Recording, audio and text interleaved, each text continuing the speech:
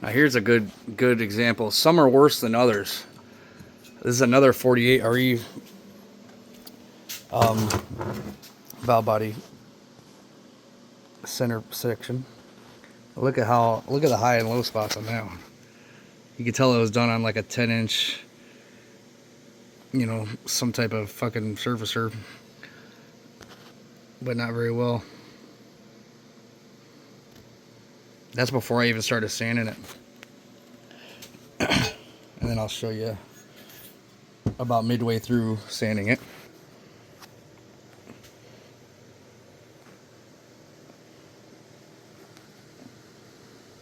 And the biggest reason we're doing this is because on a Transgo TF-RE Pro kit, instead of one channel plate, we're using 3. There's 3 separate ones there. So it's even harder for it to seal compared to like factory. You just got 1 plate right here. It's one little, you know, plate that conforms. You got 3 different plates that need to conform to this. And the problem is those plates are steel. The valve body castings are all aluminum, and they contort and they warp. So the flatter we can get them, you know, on granite like that is probably the best you can do without having a machine shop go crazy on this.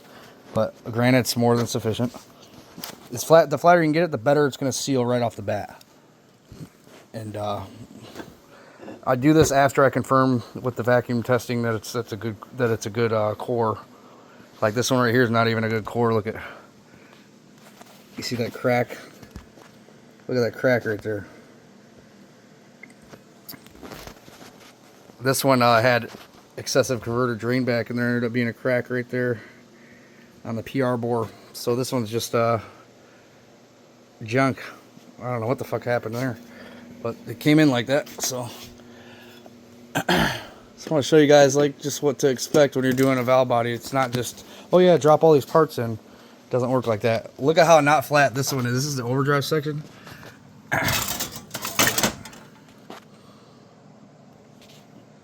Yeah, you can see it right there. Certain lighting, you can see how just not flat that overdrive section of the valve body is.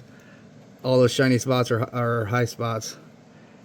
It's hard to get with all the... My garage is super bright, so it's hard to see, but...